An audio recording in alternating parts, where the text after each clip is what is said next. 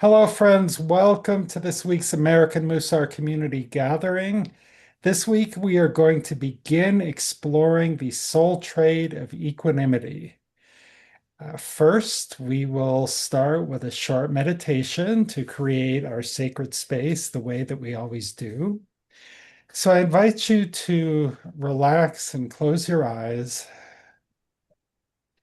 and take in a deep breath through the nose and hold. And exhale through the mouth and hold. And again, inhale through the nose and hold. And exhale through the mouth and hold. And as you go at your own pace of inhaling through the nose and holding, and exhaling through the mouth and holding, if thoughts should come into your head, just observe them and let them pass, like watching a car move past on the road. Now is not the time for solving problems or for planning ahead. Right now, all you need to do is inhale through the nose and hold, and exhale through the mouth and hold. And on your next inhale, say to yourself, Shema. And on the exhale, listen. Shema, listen. In Shema, we're listening deeply, without judgment, without offering advice. In Shema, we're listening with an open heart. Shema, listen. And when you're ready, you may open your eyes.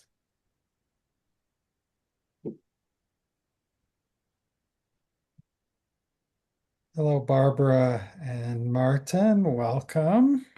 Glad you can be here. All right, my friends. So, to open our conversation about equanimity, we have a quote from Rabbi Jen Gubitz from the Mussar Torah commentary.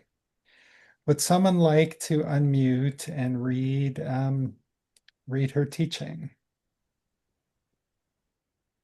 So, equanimity is a state of being through which a person can face any situation without being moved from a centered self. Thanks, Del. Okay, I'm going to stop the share and then I'll put this in the chat.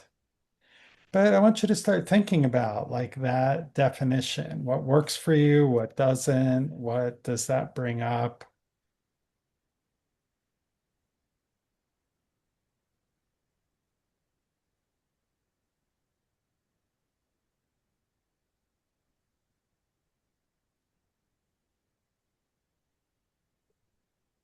According to Rabbi Gubitz, what is equanimity?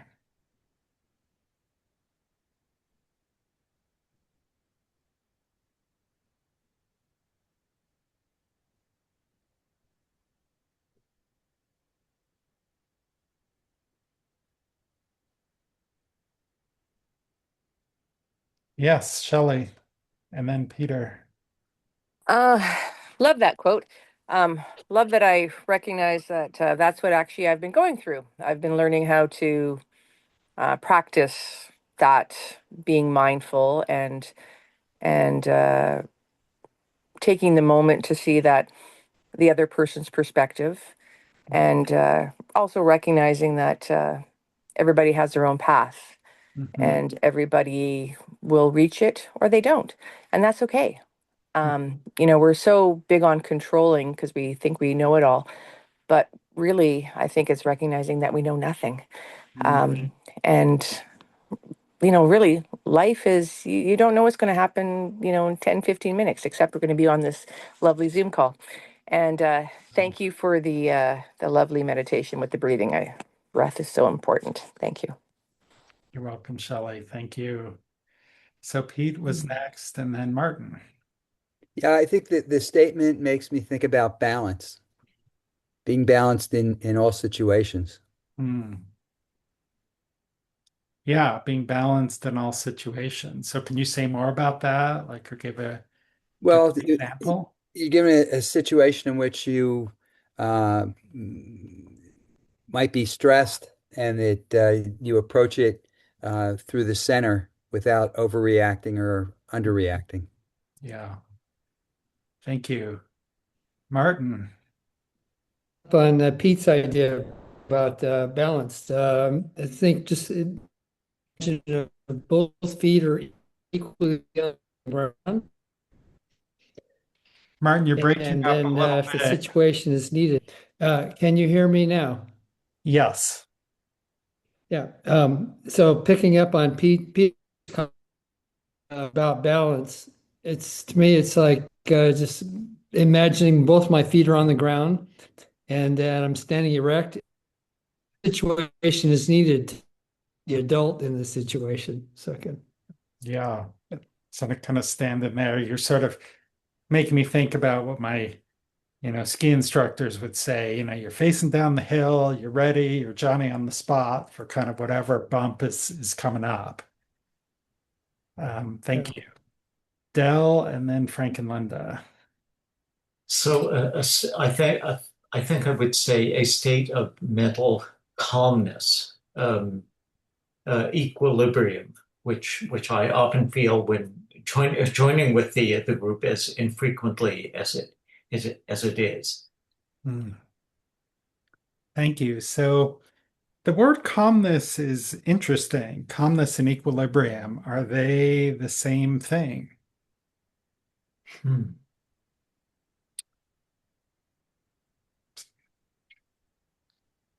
Something for us to ponder as we explore further.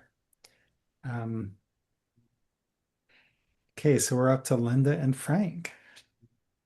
Um, this brings to mind for many years I've been trying to, with good news, have a half a smile, and with bad news, have a half a smile. Hmm. But I must admit that recently it's been tested. Um, and so sometimes, what's the word? Theory and practice don't match up. Yeah, yeah.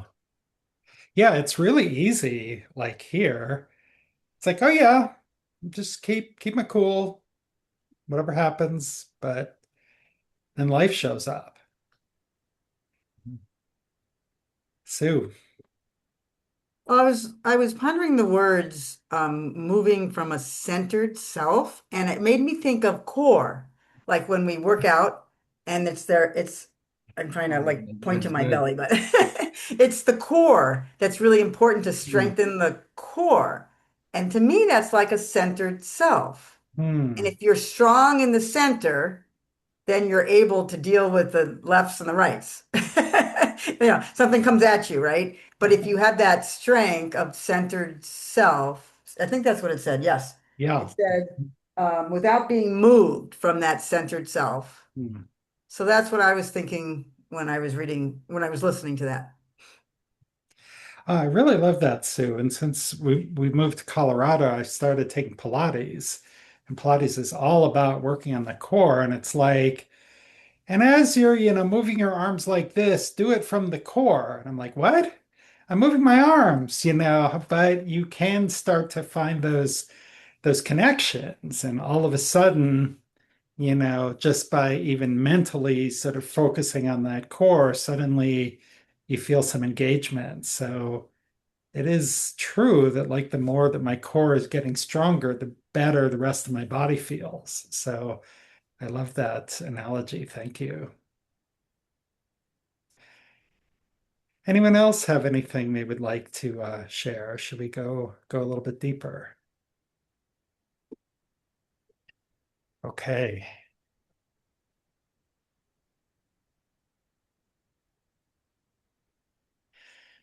So here we have our spectrum of equanimity.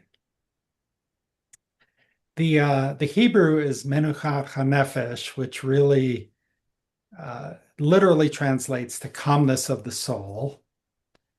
Um, and so what happens if, we become out of balance and we have too little and too much equanimity? If someone wants to unmute and discuss one or both, you can read from the slides, you can put it in your own words.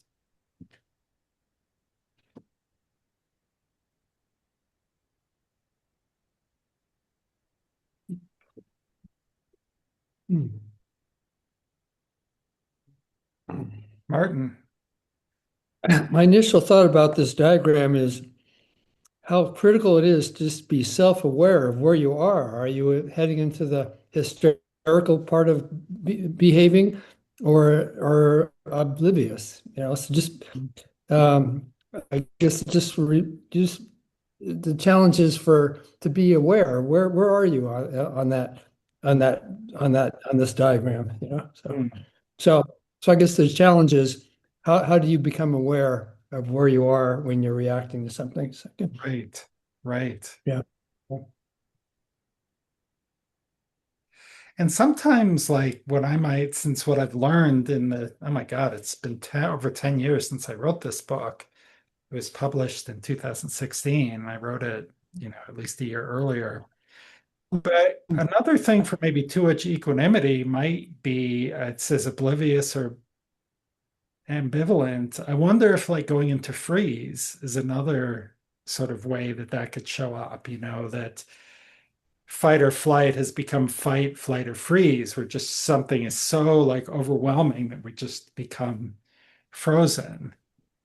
Yeah. Whenever I'm if I end up being on the hysterical end or the oblivious end, sometimes I always remind my good friends is remind me to ask myself, is the situation is it familiar from past situation? And when I realize, oh, that's similar to this, how'd that work out? It worked out fine. And I find that's a good way to regain calmness and centeredness. Second. Thank you, Martin. I saw Pete raise his hand, and then we'll have Susan. Yeah, I don't know about freeze. I'd almost put it does too little equanimity. It's like you're so taken up by the situation you Mhm. become frozen. Mhm. Yeah. Yeah, it may look Yeah. like Whereas I think is too much equanimity is more of a not caring. It's more of ambivalence. right, Mhm. Yeah. right. You know, as a physician, I walked into emergency situations frequently and there was no place for hysteria. Mm, Mhm. So you had to maintain your equanimity and do what needed to be done. yeah. Yeah. Thank you, Pete. Okay, so I'm going to stop the share so we can all see each other. And then we'll have Susan and then Michael and then Deborah. I agree with Pete, but also to the side of too much equanimity, I wanted to add avoidant, being in that state where you just, say, I'm not dealing. Do that. It's a Mm, choice. I'm not going to deal with that, or I don't need to spend time with that person. I don't have to do this volunteer job anymore, whatever it is. It's like mm. I'm going to avoid whatever this stressful thing is. Oh, yeah. Yeah, I found out about a congregant who was in our synagogue, and apparently he was an ex-congregant, and something came up, and rather than deal with it, he just resigned. It was just so yeah, I like that, the kind of avoidant or um It's like giving yourself a little cocoon. I mhm, think, yeah, some of my most peaceful times is when I'm sitting in my own little cocoon. right. Yeah, I was just on Yeah. vacation for 2 weeks. I looked at zero work emails, almost no other emails, rarely looked at the news, and boy, life was great. That was that was fabulous. I mean, that was just, but yeah, so I was very much in a cocoon, and for 2 weeks, that's fine. It was restful and refreshing, but that's different than a life strategy. So Michael. The word I would use there is detached Mm, rather than ambivalent because I personally can be ambivalent, but you give me a choice and say, really, you care where we go to eat. I could genuinely be ambivalent, but still be present. Yeah. Hmm. Like for me, it's detached ambivalence, where the reason I'm not caring is because I'm not present. Yeah. Yeah. I love that distinction. It's about whether you're present or not. I was very present on my vacation. Hmm. I was I was very present in my cocoon, um, very present on the beach. That was nice. All right, sorry, I'm going to move into bragging soon, so we'll move on. Deborah and then Sue. I don't know if I just didn't notice this with the other meat out, but with the ends of the scale in equanimity or equanimity, it struck me as neither of those sides are contain equanimity at all. Mm, It's just beyond equanimity on mm, both sides. And then just another comment. I've been going through a very difficult couple of weeks and have really, really thought I was doing a great job, you know, staying centered and not getting upset and just dealing with things. And so 2 weeks go by and I take my mom to the doctor and all of a sudden I was yelling at or I got into an argument with the whatever she was, what I don't know if she's a nurse practitioner or mhm, whatever. And it was just after I had told myself that I have to stop interrupting medical people mm, because it really gets on their nerves. But I mm, have a tendency to, being a lawyer, to mm, just ask lots and lots of questions, and I don't let people finish. And mm, it was really bad. Like we were really like having almost, I would say, it was very not nice on both sides. And I just finally calmed down and I said to her, "Look, I'm really sorry. I apologize. Like I should not have said what I said, and I'm just going through a very stressful time, and I wish I hadn't said it." And she apologized and came over and hugged me. So that was nice that I got that good reaction. yeah. But I guess what I'm trying to say is I thought I was really doing well with equanimity, but maybe not. Like it was under there, and then just boom. One of the I things, think you're well, doing well. thank you so much, Deborah, for sharing that. And I'm listening with an open heart. And I'm sorry you're going through It's getting a better. difficult, Thank I'd you. love to hear that. I think you're doing well. yeah. Well, but in the conclusion of the book, I sort of talk about, we all have to make a decision. Do we continue with our practice or not? And the Yetzer Hara, the evil inclination, loves to tell us how good we're doing Mhm. as a way of kind of getting us off our guard. And that may or may not have been what's going on, what was going on with you, but it is certainly something that I don't know, it just seems like in my life, as soon as I think, wow, I've got this dialed in, Right. it's I sort of really like, did. I really did. I thought, oh, wow, am I doing great? And I'm trying to look at everything from other people's perspectives, but nope. yeah. So we have Sue is next, and then Dell, I don't know if you're raising your hand or not, but we can, okay.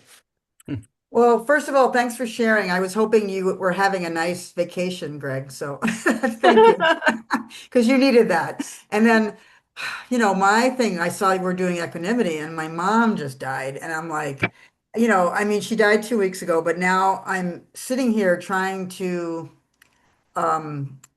there's like lists of things, like when your parents die or and you have to take care of things. Yeah. It's like, oh my gosh. And so I'm kind of frozen. And I think today, finally, like at 4 o'clock, I did the one of, you got to contact the lawyer and you got to I mean, Mm, there's just so many things. And I feel like someone mentioned about frozen or just, I feel like I'm frozen. I mean, I'm grieving, but it's been 2 weeks and I mean, I had to go back to Florida and, back and forth and it's just, it's a really hard time. it Um, is. and I feel, I don't know, I guess I should give myself some more compassion. Yeah, well, it's um, two and weeks. not It's worry like, about getting all the stuff done, you know? yeah, it is so inhuman that our system requires us to do all this stuff when we've had the shock of a loss. Yes, And I I know agree. your dad is going to require stuff, and but like for some of the legal things, it's like, couldn't you, couldn't we wait a little bit? But it's very hard. It's very, very hard. And we're going to hear from Martin, and then we're going to look at our next quote, which I think is starting to address some of the things that's coming up. It's like, yeah, this is, life is not a cocoon. And there are some really difficult things that happen. There are some really joyous things that happen. And so how does equanimity fit into that? So let's hear from Martin first, and then we'll look at our next quote. Yeah, Sue, I was executor for my father's estate, and I asked my attorney, he goes, "How is it?" And he says, "Well, you won't have to quit your day job, but there's a lot of legal stuff anyway." So I know the path that you're on. Thanks. That's all. Thank you. Guy, if you could remember to unmute, please.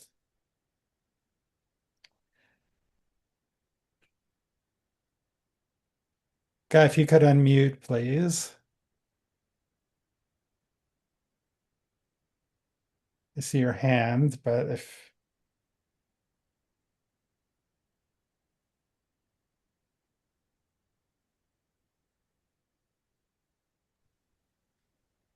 All right. yes, now we hear you. Okay. Thank you. Thank you for that. Um, just to sue a second for the vote of self-compassion and just to remember this is seismic. This is beyond huge and enormous. This is something you'll never be the same. And to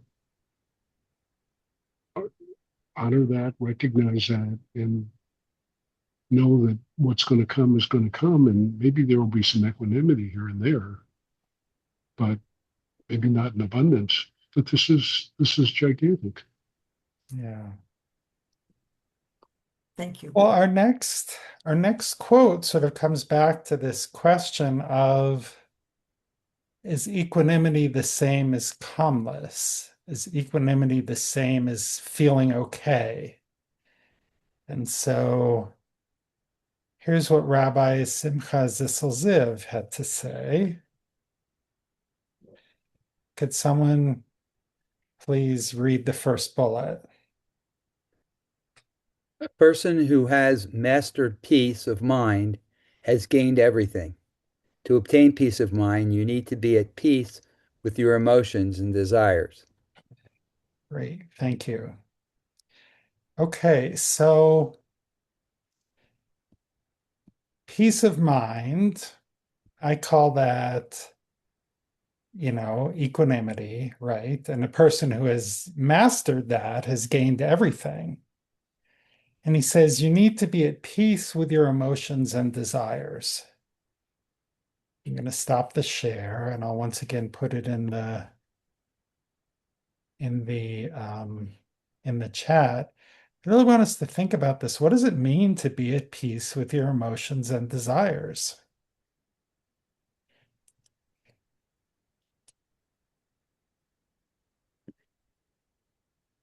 Wendy. Oh, I'm glad you said that. I'm glad you said, what does it mean to be at peace with our emotions and desires? And I was thinking, it's radical acceptance of myself. Really, I give myself permission to have those emotions and those desires. Mhm. And it's peace of mind that is going to help me to radically accept those kinds of things. And I need some clarity, I need some changes, I need to become adaptable. And that's the core strength that you and Sue were talking about, flexible, all of those things. And uh, it works. It is a lot of work. That's why I'm saying it is a lot of work. But I remember when I was first in Mussar with you and equanimity came up, I could not even pronounce it for the life of me. And just in the past week, I've been on vacation too, a little different kind of vacation than you, but I brought all my textbooks and they just sat in a corner.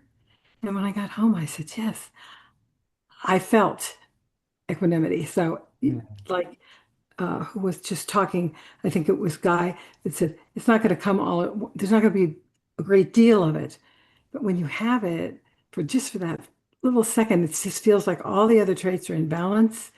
It's just a peace of mind. And to grasp that and grab that and take it with you. That's my next step. Thank you, Wendy. Shelley.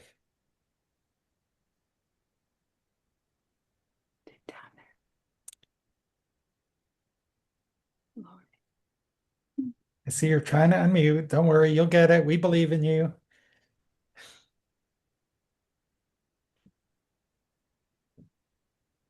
The lower hand. No. Okay. Hey, Shelley, something happened.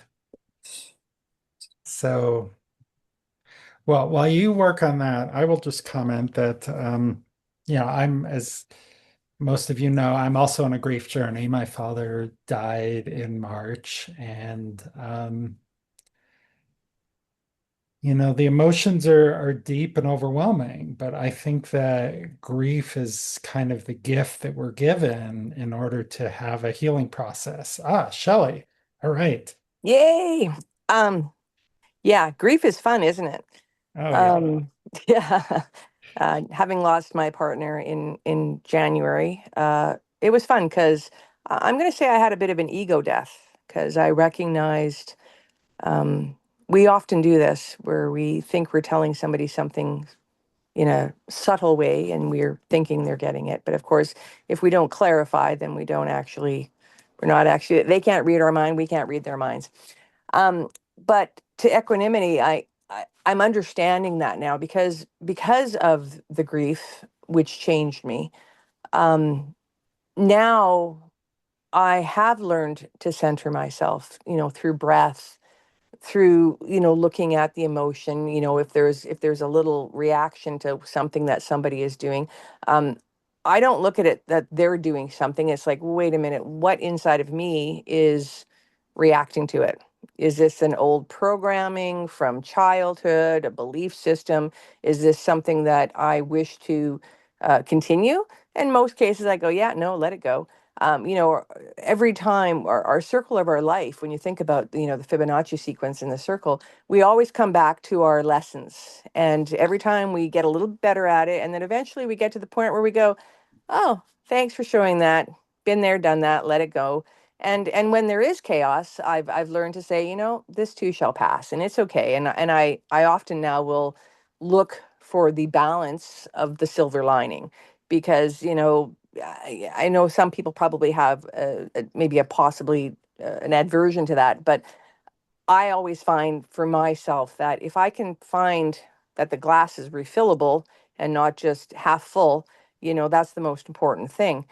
And, with equanimity, it really is a state of being and a continuation. You don't become somebody who's not affected. You are affected and you actually enjoy the emotion. You go, oh, this is a bit of anger. And so you feel it for a little bit and then you kind of go, no, I don't need to respond or react to this person. I'm going to respond and I'm going to respond with peace. And, because whatever they're going through, that they are projecting forward so that I'm feeling it vibrationally, um, I can give them a hug instead and say, hey, I love you. And, I go forward. Thank you, Shelley. Welcome. I'm gonna come back to kind of where we had heard from Deborah's story where she really lost it, totally lost it with someone and then brought it back in and reconciled and repaired. And Sue is just 2 weeks past a huge loss and is just beginning to come to grips. And it's so hard with grief because it also impacts executive function and it, makes it just tough to kind of do like the easy stuff. So I think about again, like, well, what does it mean to be at peace with those sort of states? And I think Sue kind of nailed it when she said, well, maybe I need to focus on self-compassion. It's being with peace. It's like, yeah, I lost it. Yeah, I'm really struggling to kind of do all this stuff. I'm just overwhelmed with sadness. And the equanimity there isn't to get happy, it's to just be at peace with, and boy, I've gotten really impatient with my grief. I know I'm a trained grief counselor. I know it's only 3 months. I know everybody's grief is different, but still, I'm just like, come on now. Can we, why is this still happening? And it's like, well, it's still happening because it takes a while and these things keep happening. So it's a good reminder for me, to just be at peace with, and sometimes I am there. It's like, okay, well, for the next little while, I'm just going to be feeling crappy. Okay. And just by accepting those feelings, that helps them move through. Yeah, Sue. And when I was listening, also it sounded like the patience of it, and I'm not a very patient person, and so Mhm. to be patient with that. And then I know there's stages of grief. I really haven't studied it, but I'm probably Sue, you've frozen.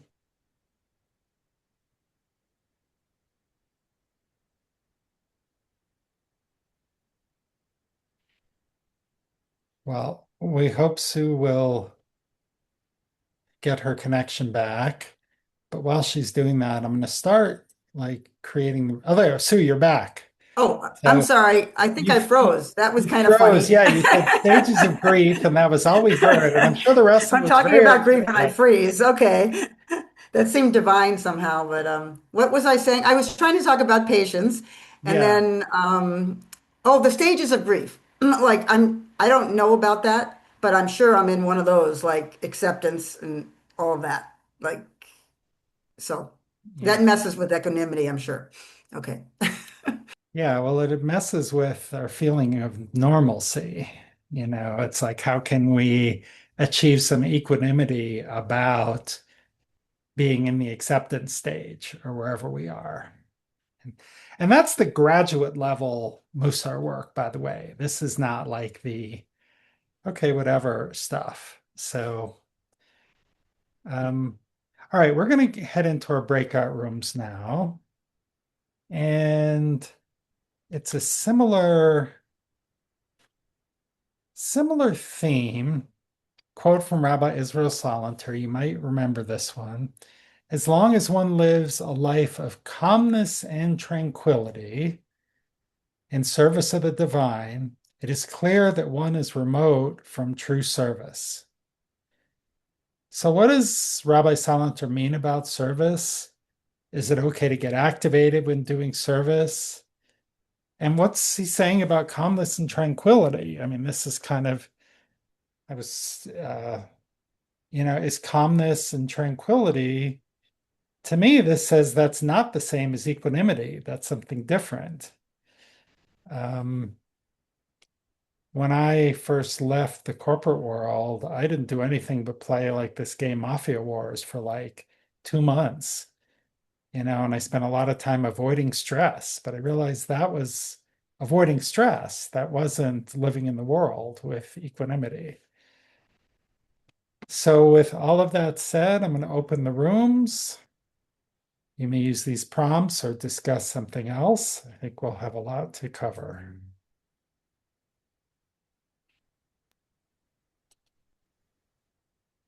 Probably going to come up with a solution that relates to what's Hello, necessary. everyone. Welcome back. Didn't get the aha moment. We all we had a very unique situation that hasn't happened in our 5 years of this group where just like 4 or 5 people had like issues with the breakout rooms at once. So they all just stayed in the main area and I just turned off my sound and skedaddled. So I hope it worked out for you in the the main lobby. Um, but now we'll open it up to the group. I'd love to kind of hear how are your conversations? Did you have any insights into equanimity or tranquility or service or anything else that you'd like to share? Well, I didn't share it, but I thought about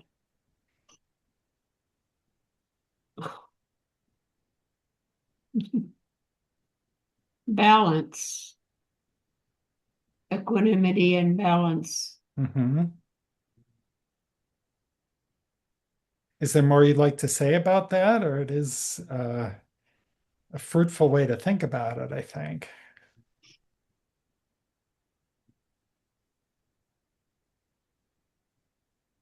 I think finding a way to stay in the middle and not veer too far one way or the other. Hmm. Yeah. Thanks, Linda.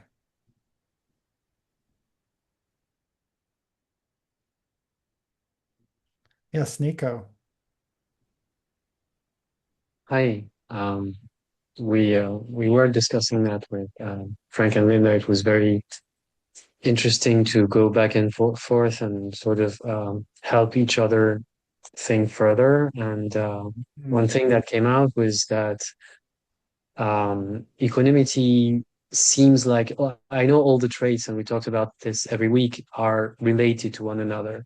Mhm. There's kindness and patience and kindness and all that kind of thing. And it seems to me that equanimity, I wouldn't say is um, above all the others or encompasses all the others, but sort of is related to more others or relational to others, as Frank uh, smartly said, Mhm. in a very important way. And not only that, but also that equanimity seems to be sort of not the end game or the goal, but a destination on the way of Mussar, but also the vehicle of it, because Yeah. that's what helps us both measure our emotions and see where we are on that spectrum. And Mhm. also, you need to be in a sort of at least a little state of equanimity to gauge your emotions and see which way you're supposed to go and get some of that clarity. Thank you, Nico. That totally makes sense to me. And I honestly think at the beginning of my Musar journey, it would not have. So, because equanimity is such an amorphous thing. But you're right. And one of the things that we'll talk a little bit about next week is how other soul traits, like what's the soul trait that causes you to lose your equanimity? Like it's almost like a great negative space. It's like something else fills up that space too much and equanimity's gone. And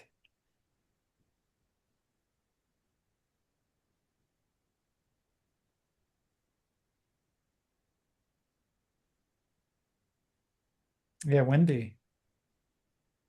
I don't usually share after the breakout rooms, but we had the three of us had a support party. It was very, very good. And what it ended up was we were encouraging one another to bring our peace of mind into situations that are going to challenge those emotions. And well, I have to say, Shelley brought this up. If you focus on that core, if you focus on that center before you ever go into that situation, it's going to be a more positive Mm, way of um, facing those challenges. And then she gave me, out of things that she said, because I was very hesitant to do something. So they were encouraged me.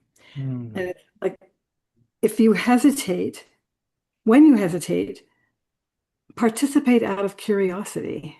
mm, You brought that up, and it's just not curiosity for yourself, but curiosity is, so what is the divine wanting you to do and get out of this? Because that was our question, was that you're doing service for the divine. and almost like a calling. Mm. So, and if you're hesitant to do it, just participate out of curiosity to find out what's there for you.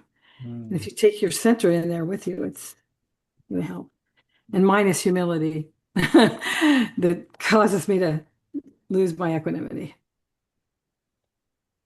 Thank you, Wendy.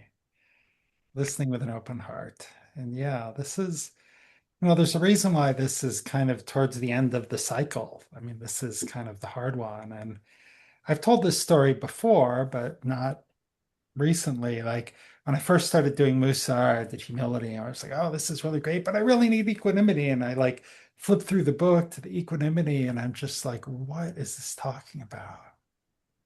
Where's the magic bullet? Where's the thing?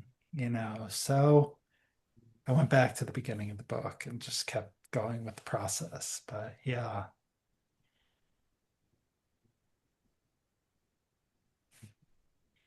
Yeah, Nico.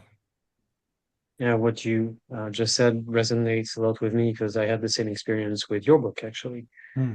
So I don't know. I think if I was in your shoes, I would find it kind of funny and testing on my humility to hear that. But I did the same thing when I started reading your book. Even though at first you said, well, maybe you can read to the end, but you should, pause and everything. I still read it to the end.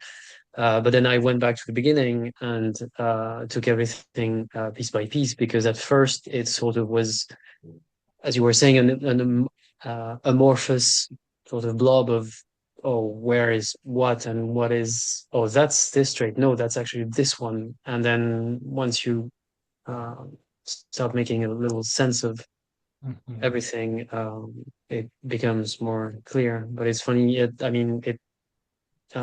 made me react that you had that same experience Yeah. from the start. Yeah, this isn't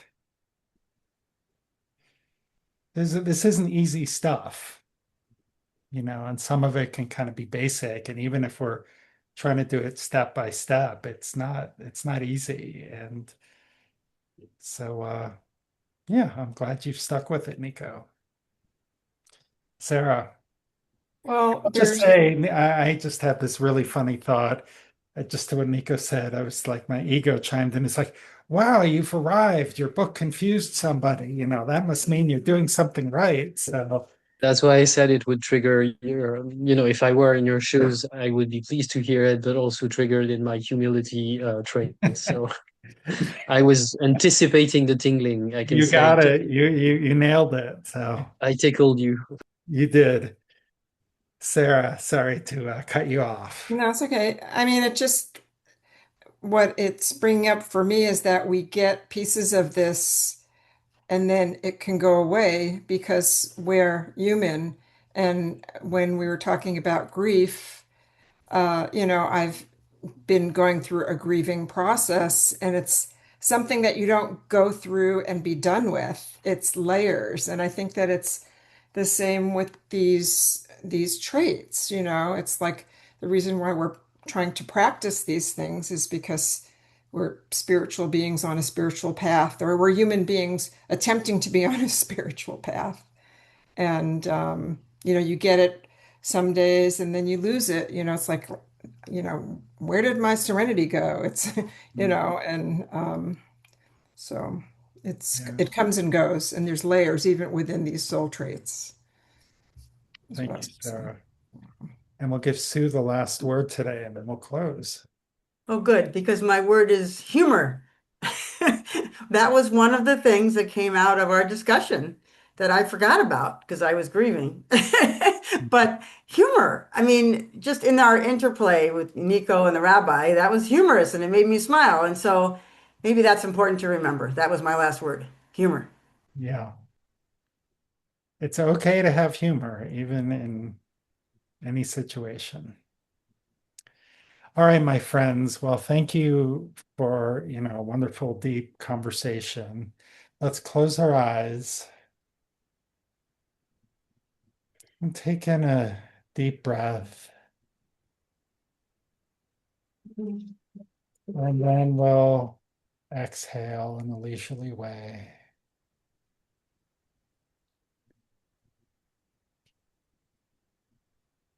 And let's take a moment of gratitude for this sacred space, for the sacred community, for the ability to just be real, to take it a level deeper than just stay centered. And I am deeply grateful for all of the precious sharing you've done with the group and with each other in our breakout rooms. And when you're ready, you may open your eyes.